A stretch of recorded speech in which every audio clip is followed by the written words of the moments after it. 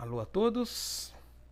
Vamos agora conhecer os transmissores de pressão, porque os instrumentos que estudamos na aula passada, eles não transmitem sinal, são somente para indicação local.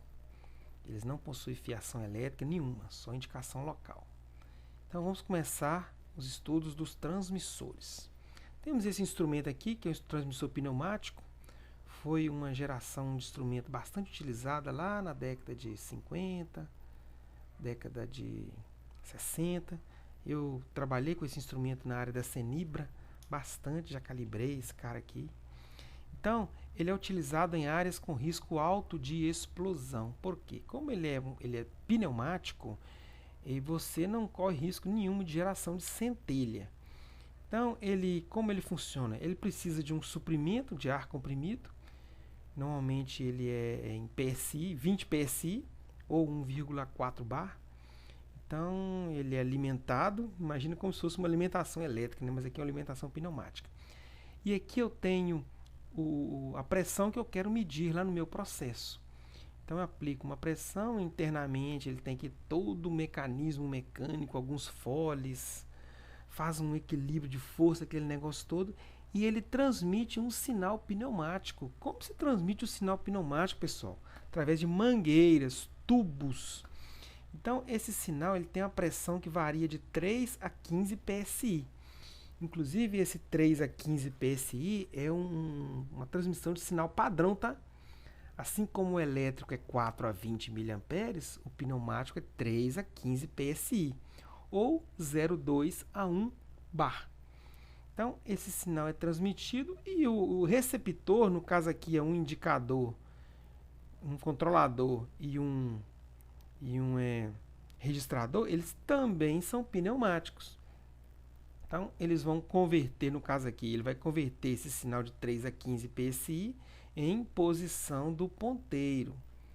Certo? Eu já trabalhei com esse instrumento. E antes que ele fosse extinto, né? Que bom. Então eu conheci esse instrumento antes que ele deixasse de ser utilizado para sempre.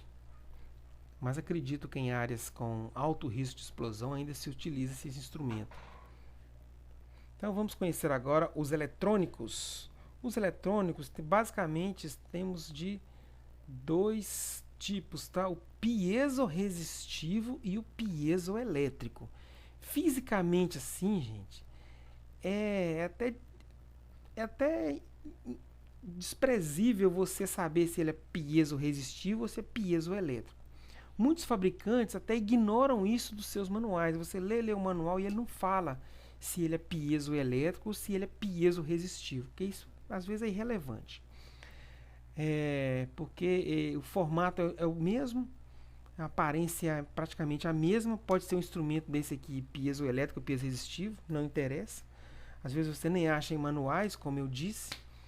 Mas o princípio de medição, o sensor, ele é diferente, que é o que vamos conhecer a diferença entre eles.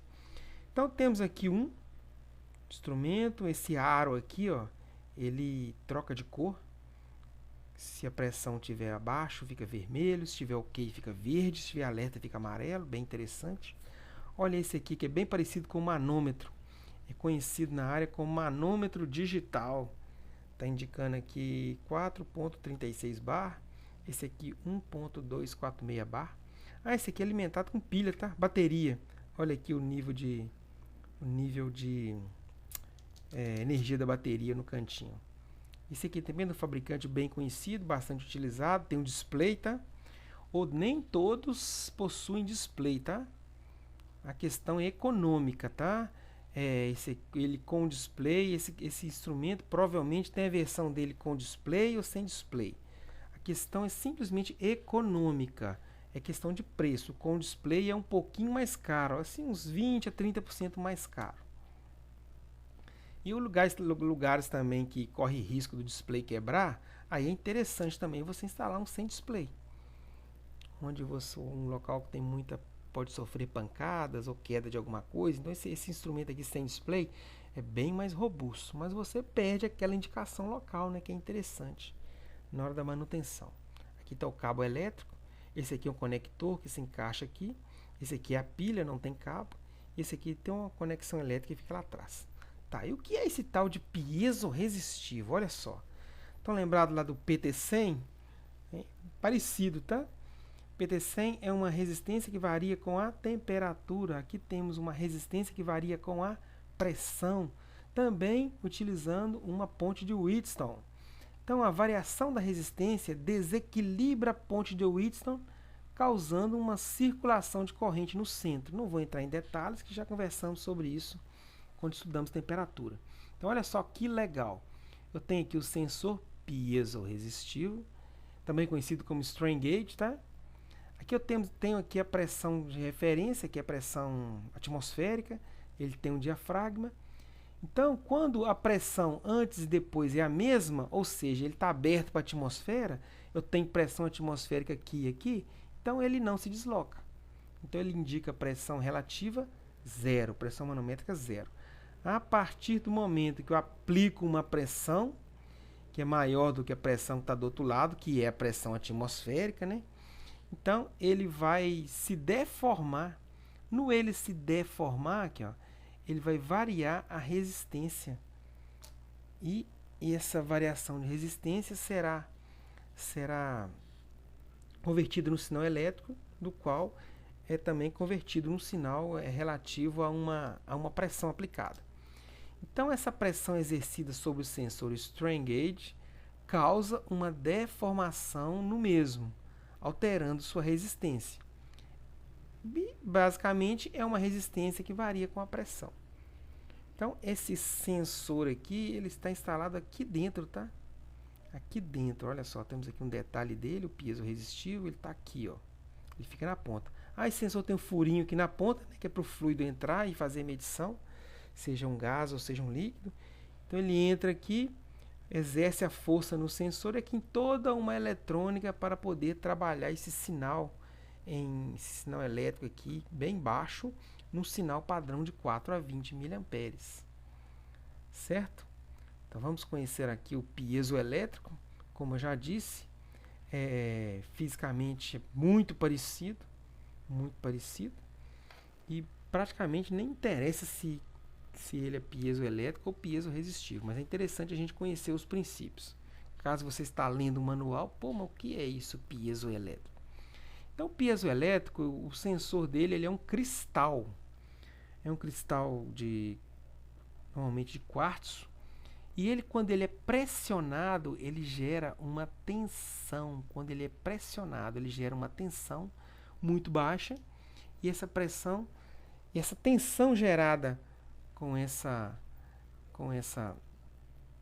pressão aplicada, ela é convertida no sinal elétrico e, obviamente, vai sair lá na frente o 4 a 20 mA.